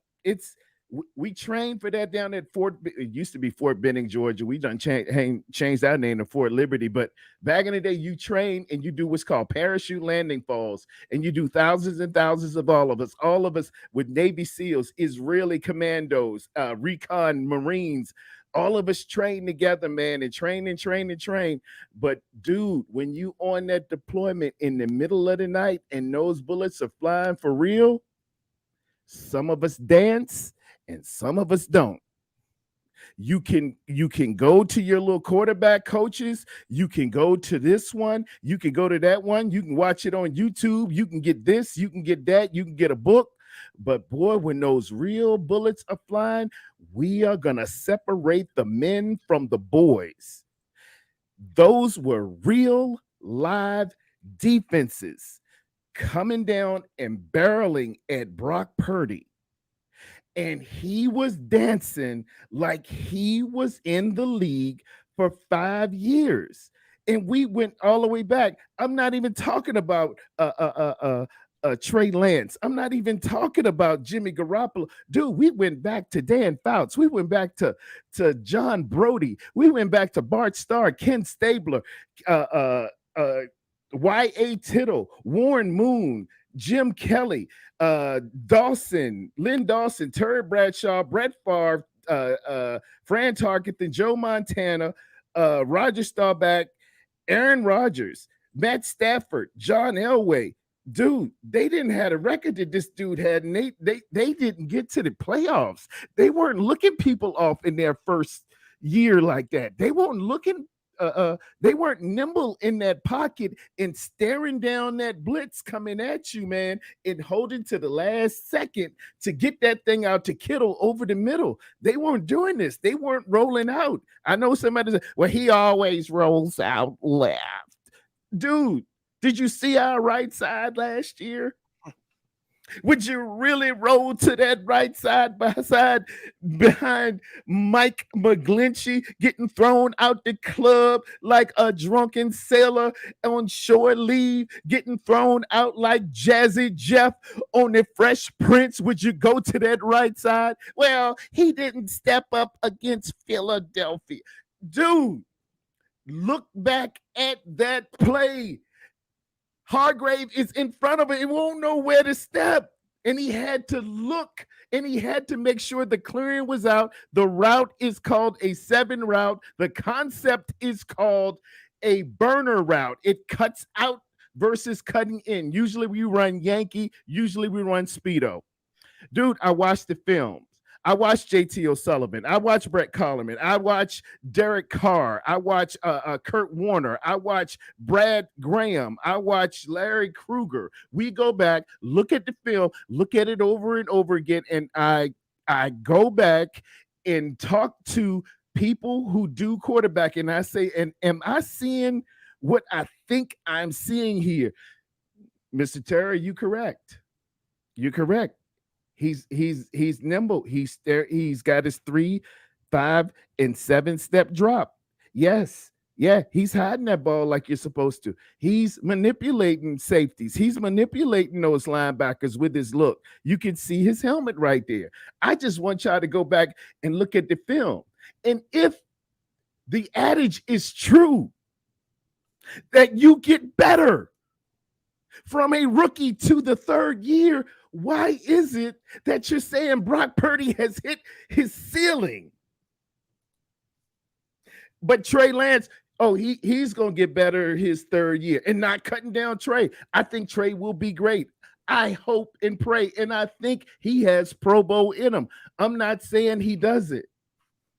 But what I am saying is what I saw, what I have been watching football since 1975. I'm telling y'all to a man, this was something different, dude. You ain't supposed to come in here doing like that. You're supposed to look like Nick Mullins. If you get hot, you're supposed to look like, I don't know who else. If you get a little hot, if Kyle designed it all, we were making these plays and we were scoring those scores different than we did with Jimmy, who had been in the league he sat behind Tom Brady for 4 years. He'd been with us for 3. Was that 7? Was that his 8th year? Was that his 8th year last year? Jimmy G? 9th maybe. Maybe his 9th. Jimmy G doesn't have that toy. I want to say he was drafted 2014. It was 14. 14, 15, 16, 17, 18, 19, 20, 21. 22 is the 9th year. Yeah. That was his 9th year. Jimmy G won't doing that, man. And Jimmy G was playing his best ball until Brock Purdy came in, until he got hurt. Jimmy G wasn't doing this in his 9th year, fellas. I'm just totally being real. And this is what Kyle and the organization and the higher ups are seeing off of this kid. It's something really different with this dude. It just truly is. I monopolize a lot of the time right here. Go ahead, you come back to me, Croc. What do you have to say? Am I not correct in what I'm seeing, or I should say this? Can you bring on Mr. What's your boy? Capella, Dave? Yeah, Greg. Please bring on Greg. Run back that film against Miami. Run back and watch how he's looking number 57 off right there, moving him a little bit and doing that. You know, man, Croc, you done play ball. I done play ball in college. You know we drift and look at a rookie's eyes. He gonna tell you where he gonna go. I mean, he telegraphed it like he was on the daggone Old West when they used the telegraph system. They will look directly at where it's supposed to be. Kyle said it's gonna be right there. I'm gonna look on this right side. Dude, only the greats look you off. This dude was doing this his first year. Now, I ain't saying that he's all healed up, ready to go with a huge arm. But what I am saying is in this system, since 2017, since Kyle Shanahan came to this organization, Brock Purdy performed the absolute best in this offense for us than any other quarterback. Maybe the arm is gone. Maybe it's a wet noodle, but I just don't want us to poo-poo. I don't want us to bemoan, belittle, or just throw away what this kid did as a rookie coming in cold as ice after Jimmy G gets his leg cracked by a very good Miami front. Those were good players out there. They ranked top 10 against the pass. Against Dallas, Dallas was number 3 in sacks for the entire year. They were top level in takeaways. That's not easy stuff to minimize mistakes and to thrive when others are going down. That was a very good effort against the Washington Commanders, who ranked very high in sack. The Washington Commanders beat the Philadelphia Eagles last year without Chase Young. Check it and watch it. That's what made me know we can beat those Philadelphia Eagles if you smash them in the mouth. I watched it Monday night. Their defensive line with Allen and Payne and Chase Young was hurt. It was another, I think, Montez Sweat, right? Am I correct? Montez Sweat is there with the Washington Commanders. My cousin is, in the DMV. I'm from Richmond, Virginia. I watched them dismantle the Philadelphia Eagles. I knew of how good Washington's defense is. They took away, and that was with, don't say that Jalen Hurts was hurt. He wasn't hurt. He was there, and they dismantled him. And my boy put on, I think he hung 37 on him. So don't give me all the excuses that, well, that defense really wasn't enough. The content creators know who they are. Go ahead. Right. So when we look at, there's different ways to look at this, right? You could look at it from, and I like to look at things in a different way, especially when I'm trying to figure out who somebody is, like Brock Purdy, right? Like everything that I'm watching is to figure out who he is almost as a prospect. So the way that I watched him wasn't so much about the results of the overall game, but more so his part in whatever he was doing, what are his strengths, what are his weaknesses, right? Like just trying to figure out, because I didn't look at him during the draft process, right? I don't even think I looked at any quarterbacks really, maybe the top guys that talk about him on the draft show, but I didn't really look at quarterbacks like that. So I'm watching them, and, you talk about the Washington Commander game. Yes. And I'm trying to figure out, right, like, all right, and I'm there too. I was there. Man, I had somebody who's a listener of the podcast, man, and I actually had some tickets. They were a little bit higher up, and I was walking through the parking lot, and somebody was like, "Hey, Croc, man, who you here with?" And I was like, "Man, I'm meeting one of my buddies." And he was like, "Ah, man, look, I got tickets for you right here. You're gonna sit with me." So I sat with him. It was lower level, end zone view. I got the same thing, right?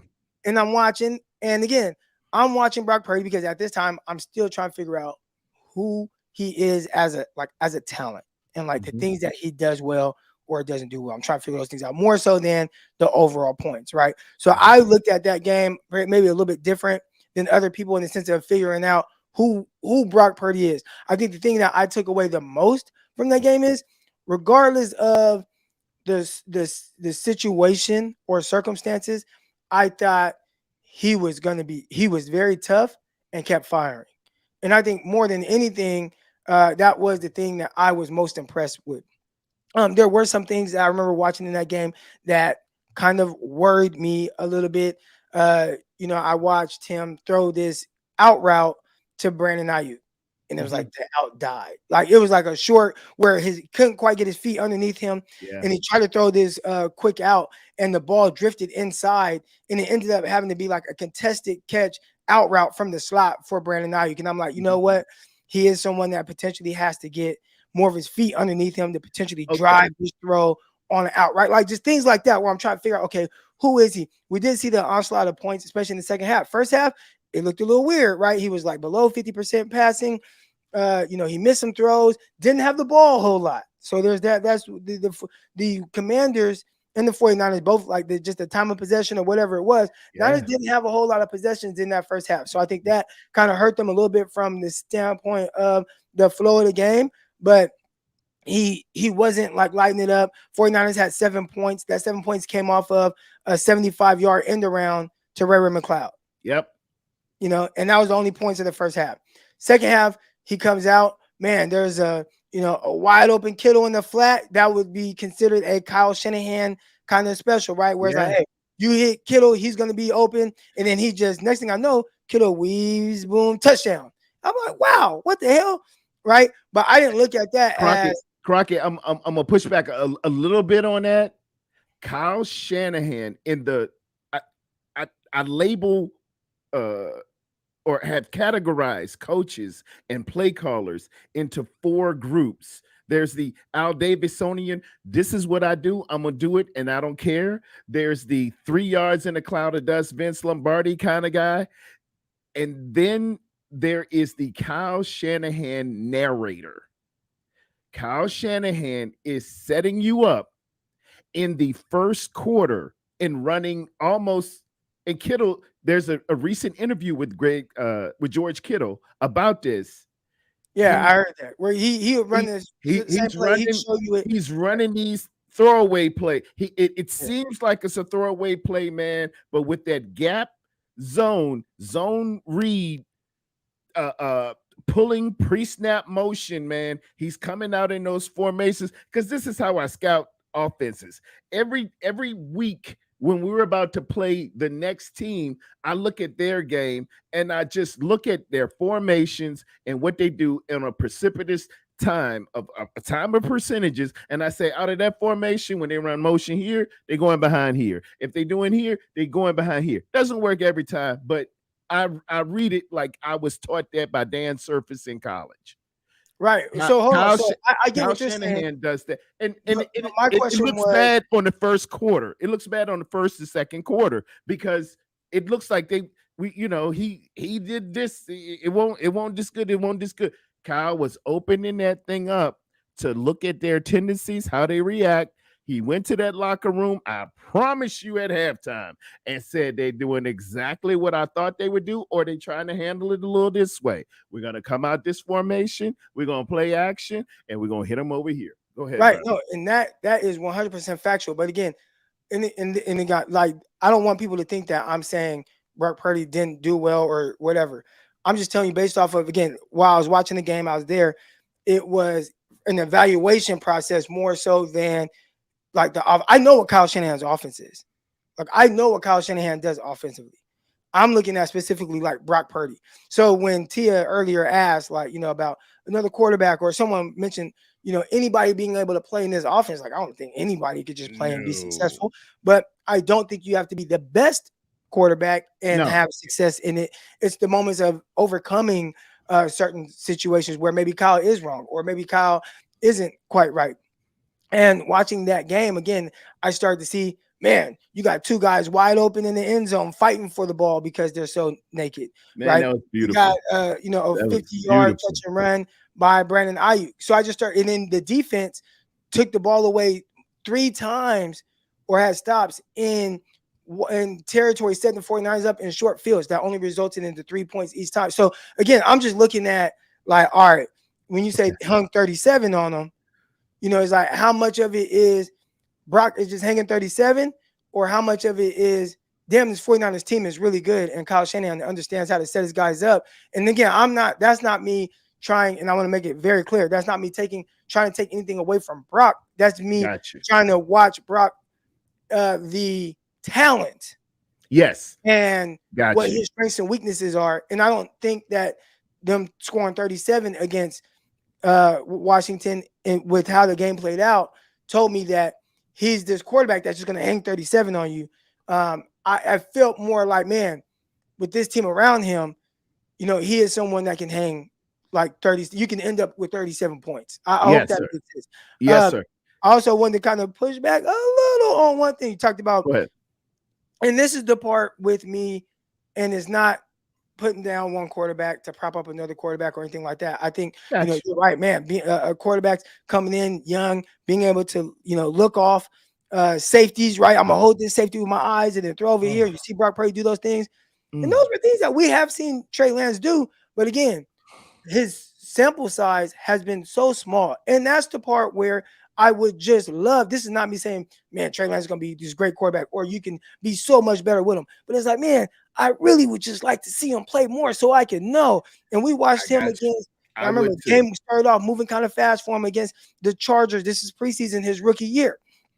And, you know, he comes in and he throws some balls and it's like, okay, got away from him. And then all of a sudden he just, boom, caught fire, right? And there was this one play before halftime. He's going in. He started playing a little bit more free, right? He had that rollout, hit Richie James on the move. Then when you start talking about holding safeties, boom, he drops back. Holds the safety, stares the safety down, middle of the field, and then boom, fires that sideline shot to Trent Sherfield.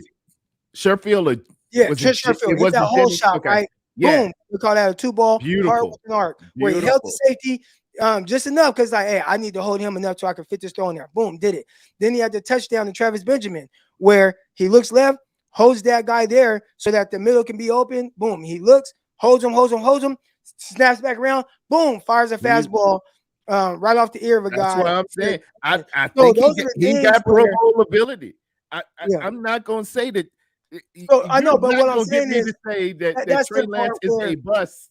I think Trey Lance will one day be a Pro Bowler. I'm praying for that. I'd like to. He looks like my son. Yeah. My son's 23 years old. Man, if I put him together, I was going to do a April Fool's joke. But he didn't make it down here then. He came 2 weeks later. He looks just like my son. I'm telling you, I want the best for this kid. It's just that I don't want it poo-pooed. I don't want it just bemoaned and besmirched. We saw some really good things from Brock Purdy that I haven't seen in years, especially from a rookie coming in cold after they done cracked the starter's ankle. And we just, I got some, not Croc, ladies and gentlemen, but it's some that just say, well, the defense really wasn't that good, or anybody could have did that. We tried that with Josh, what's his name? Josh Johnson. If you could throw anybody in there, you threw Josh Johnson in there. Right. How did that look, y'all? How did that look? Right. All right, Teradome. I'm gonna get you out. We've been on here almost 2 hours long, but man, I appreciate you coming on. I'm gonna get to some of these questions. Go 3 hours, man. I would if I had to go train athletes in a minute. All right, I'm gonna get you off, man. And again, I appreciate you. Love y'all, man. Y'all be cool. All right, shout out to my guy Teradome, always coming on, giving some good stuff. We got a super chat to get to. There's some questions in the chat that I would love to get to. All right, but again, if you haven't already, hit the like button and subscribe to this video. And dang, this is a question that I probably should have had up there for my guy Teradome. Real quick, Gammon, because I will get back to that in a second. I want to. I wish that people is not Crips and Bloods when it comes to the 49ers and the quarterback position. When it comes to me and Trey Lance, right? And we see some of these other quarterbacks around the league and some of the things that they're doing. And I think that we all hope that, and I need to switch my camera back because I don't really like this one. Hold on, y'all. Here we go. Yeah, boom. Let's see. Can I still got action here? Let's see. Boom. All right, there we go. That's better. All right, so as it pertains to Trey Lance, I think there are people that are quick to just, ain't it? And then that's been with him even before last season. That's not even just he played and he didn't play well in Chicago and a torrential downpour or whatever it was. The Trey Lance and people just down on him was before that. And I think there are a lot of people that are really quick to not understand what a player needs. Gosh, I don't want to say it in a way to where my comments are going to be like, oh, you coddle him, or he's a big kid, man, you guys handle him with kitty gloves, etc. That's not the case. It's just what the kid needs, like what he needs. And it felt like he just needed to play. And my whole thing is, man, I would love to just see him play so I could know, is it going to be good? Is it going to be trash? I think it would just take a little bit more time, like it did. I'm looking at, and if you guys don't follow Johnny Dale, Johnny Dale on YouTube, man, he has terrific breakdowns and stuff. My guy Greg Pinelli swears by him. Greg Pinelli was just on, and he's like, man, Johnny Dale, dude, he knows his stuff. That's what I was talking to Greg. I actually did some stuff with Greg the other day, and I was out there throwing the football around. He's teaching me certain things, and he's like, Johnny Dale, man, great breakdown. But I'm looking at this breakdown, and it says 49ers versus Eagles. Will San Francisco make it to the Super Bowl? And he has a picture of Brock Purdy on one side and Jalen Hurts on the other. And I remember Jalen Hurts as a rookie. And I remember Jalen Hurts getting benched for Nate Sudfeld. And I remember Jalen Hurts being inconsistent. I think even now, Jalen Hurts not the purest of passers, but he's figuring out ways to win as he progresses in other parts to his game and kind of what goes into the development of that. And that is being something that potentially takes time. And I think for me, I see all these examples of guys that maybe just didn't come in right away hot and ready. And it's tough because you see Brock Purdy do that, and now it's like, well, Trey Lance, you needed more time like a lot of these other guys, but you don't have that time because of Brock Purdy. I think it's more of that than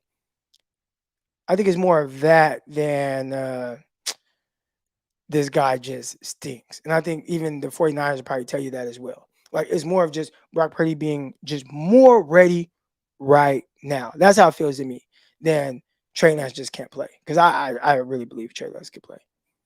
I just think he needs to play more. I don't know if he'll get that opportunity with the 49ers. I don't think this has to be Crips or Bloods. Jeep Crackhawk says, the mistakes that Trey Lance needed his rookie year are the mistakes Purdy are going to make this year. Maybe. I can see that. All right, here we go. Assuming Brock starts, what's the over-under on games he plays before being injured? 8? Oh, that's a good question. And I think this isn't saying that Brock Purdy just, is going to be this guy that's hurt, but we've seen it with 49ers quarterbacks. They just get hurt. And it's hard to predict that they will start an entire game. So I would actually say if you set it at 8 games, I would take the under. 49ers quarterbacks, they just get hurt. No, I don't know why they get hurt so much, but I would take the under, Gavin. Damn it. KC got lucky with Mahomes. How many teams passed on him? No one knew what he was at the time. And I remember Kyle Shanahan talking about this, where he's like, the way, and this is the part with Kyle that's part of this whole thing of what we're talking about. Because Kyle was warned, Mike. Kyle was warned by John Lynch. And Kyle didn't listen to John Lynch. All right, so when we talk about Casey got lucky with Mahomes, well, and if you listen to Kyle Shanahan, Kyle says, well, he wasn't viewed as a top 3 guy. Nobody was really talking about him like that, et cetera, right? Well, the damn Kansas City Chiefs were convicted. Because remember, I keep using that word convicted. My bad, Jesse. Kansas City Chiefs were like, look, I don't care what y'all say about Mahomes, blah, blah, blah. We're moving up from pick 27 to pick 10. We're moving up from pick 27 to pick 10 to get Mahomes. If he slides a little bit, we're going to go get him. And I think it was Veach or whatever, but they were like, man, we're still on the table for this guy. But that's not the first time that somebody was like, hey, man, this guy, John Lynch was at the pro day of Mahomes as a smokescreen, right? And he watches Mahomes throw and calls Kyle and says, hey, are you sure you want to go all in on Kirk Cousins? Because, man, I'm watching Mahomes right now, and this guy's kind of special. Like he said, like I called him, like, hey, he's kind of different. Kyle's like, nah, I ain't watch these guys, man. I'm all in on Kirk. That's part of Kyle's issue. All right, and we talked about it earlier. QB issues. All right. But I think that's part of the issue right there. So I wouldn't even say it's lucky. It's identifying the talent, having a plan for it, sticking with that plan, whatever that plan is. And I think the 49ers were sticking with whatever their plan was. No, they weren't, because they went away from the 2 quarterback stuff Trey Lance's rookie year. So they went away from that plan. And then okay, we're going to jump back in. We're going to go all in with year 2. And then he got hurt. And then it's like, oh, well, Brock Purdy comes in, plays very well, earns the right to be the starter. And now the whole plan with Trey Lance is just completely thrown off. And that's unfortunate for him. All right, here we go. Jimmy was hurt and Kirk was a free agent. Jimmy was hurt, but Jimmy was already signed to a 5-year. There was no way you could get rid of Jimmy at this time. And that's he's speaking to 49ers had a chance to get Kirk Cousins when he was a free agent. They didn't. They just paid Jimmy, made him the highest paid quarterback in the NFL at the time. So you can't just chalk up that contract and just, all right, we're just going to do away with it. You can't do that. Look how Purdy played against the Seahawks the second time around. He completely destroyed them. He had film on them too. Again, this is not me. I like to look at things from all angles, right? So you could say this about Trey Lance, and I'd be like, well, and I try to bring a different perspective of it. Okay, so I can have that perspective, right? I could be talking to my brother, and a lot of times this is what happens, right? Like because Eric Crocker or analyst Eric Crocker kind of talking to y'all about the game, and then how I talk to my brother as a fan are probably different. So I'm talking to my brother as a fan, like, man, like shut up, because my brother will tell you, weak ass arm, Brock Purdy, blah blah. My brother's a Cowboy fan, so he'll talk trash about Purdy. Oh man, he got weak ass arm. Ooh, they gonna catch up to him? Whatever. He might say those things, and I might say, man, he completely destroyed Seattle. Like, what are you talking about? 49ers dogged him. Bro have like 4 touchdowns. Could have had a 5th one, and Brandon Ayuk didn't drop it, etc. Right? Like, so like that's the fan me talking, and the fan me would say what you just said. He destroyed the Seahawks second time around. The person that has to look at the game from a more objective or not objective view would say there were some things that were probably a little bit more alarming and some things that definitely helped him with who the team is that he was able to get away with in that game. So like that's a different spin on like viewing that game. Again, fan me. I'm talking trash to my brother. Brock Purdy's the man. He's this, that, and the other. Look how he played. 4 touchdowns. Should have been 5. Me, when I get on here with YouTube with y'all and try to look at it from a different perspective, so it gives y'all, the fans, something different to think about. I would say there were some things that probably worried me a little much and a little bit. I think then some of the numbers were able to be a little inflated by, terrific catch and run by Deebo Samuel that was like 80 yards. Some dropped, interceptions, etc. Some missed throws, throwing behind guys, like throwing to the linebacker. Like there were things in there where, I would question. But fan me, oh, I'm talking trash to my brother. Brock Purdy's a guy.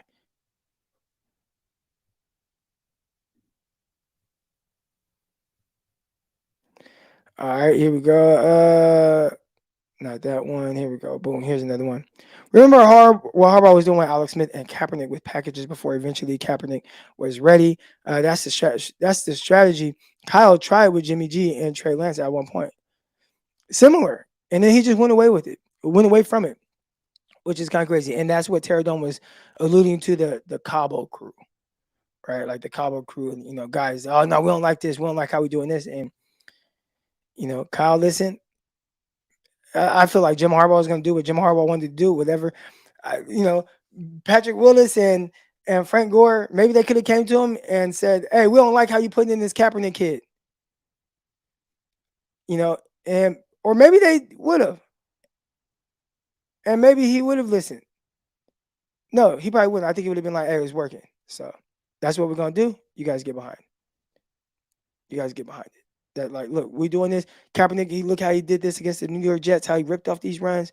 We're going to continue to use that as a part of our offense. And y'all just get behind it. Maybe that's what he would have said. We got third string all pro here. He says Brock is 6'1". He's not short. Brock technically is under 6'1". He's closer to 6'1.5" than he is to like 6'1". So I think that is, as a quarterback, once you're under 6'1", that is on the short side. But you can list him at 6'1". Matter of fact, he's the same height as me. So you can list me. Matter of fact, I was listed at 6'2". I tell everybody I'm 6'1", but I'm actually closer to like 6'1.5". But if you see me in person, you'd be like, oh, Croc 6'2" or 6'1", right? Like in person, I look not like tall. I'm not like Brian Peacock. Shout out to my guy Brian Peacock, Locked On 49ers. We come at you 5 days a week, any platform, YouTube, all that good stuff. But Peacock is like 6'5". Right? My guy Jason Laponte, he's like 6'5". They are tall. I'm not short though. I don't think anybody would look at me and say short. So Brock isn't short, but I think when you are officially under 6'1" as a quarterback, you are on the shorter side. You are. And we got last second sports here. My guy Jesse, he says, "Thank you, Croc. Fan version and analyst version are very different. I get the hype, but the film shows some reason for concern. We just don't know yet." And I would say the thing that we do know is Brock played very well, considering the circumstances. A guy, he was the last pick in the draft. He came in, he played very well. He executed the offense. I think he executed the offense at an extremely high level, especially for a rookie. And for anybody who says that was the best quarterback play that we've seen from the 49ers under the Kyle Shanahan regime, I would not push back on that, and I would agree that was some of the best. And again, we saw, even at that time, Jimmy Garoppolo, he was starting to heat up as well. So we saw Jimmy playing well. And there was a stretch, too, man. There's been a stretch of games where I'm like, man, Jimmy's heating up right now, right? But then it's like, it got a little weird. I don't think it ever got too weird with Brock Purdy. And I think that's what made it the best stretch of football that we've seen under him. Appreciate everybody that's in the chat right now. Hit the like button and subscribe to this video. I see Mike. Mike says, I am 6'3" and he is just a little shorter than me. To be honest, Mike, your 6'3" might not be an NFL 6'3". And that's kind of how that goes. Because again, if I'll be real, I'm 6'1". But if you see me in person, you would swear that I'm 6'2". And if I tell everybody I'm 6'2", I really could pass for 6'2". Like I could pass for being 6'2". And so if I just told y'all like, oh yeah, I'm 6'2", you'd be like, oh yeah, Croc 6'2". But really, I'm not. Really, I'm closer to this. 6 foot and 5/8. Like that's more like my real legit number. So Mike, if he's just a little shorter than you, you might be 6'1.5", but everybody thinks you're 6'3". A lot of times that's how that kind of works. Like CMC is a true 5'11", but I think he's listed at like 6 feet. Yep. He listed at like 6 foot. Mike says he has to, and we did hear that Mike knows Brock. All right, man, this has been a great show. Appreciate everybody that came on and made it a fun show. We're gonna cut this up into different segments. Appreciate everybody that came on. Again, subscribe and subscribe to this video. Yeah, hit the like button as well. All right, that's gonna do it. We're gonna cut this up. We're gonna make it an audio version as well, so you can find it on Spotify, Apple. I don't know why I always say start off with Spotify, even though I'm an Apple guy. All right, so Apple, Spotify, all that good stuff. Love y'all. Appreciate y'all. I hope everybody had a great weekend. I hope everybody had an awesome Father's Day. Spent some time with the kiddos. Got some cool cards like I did for my son Juice. Oh man, that was amazing right there. But had a long day of flying yesterday. Now it's time to, go get after it with some of these athletes. I'm out. Peace.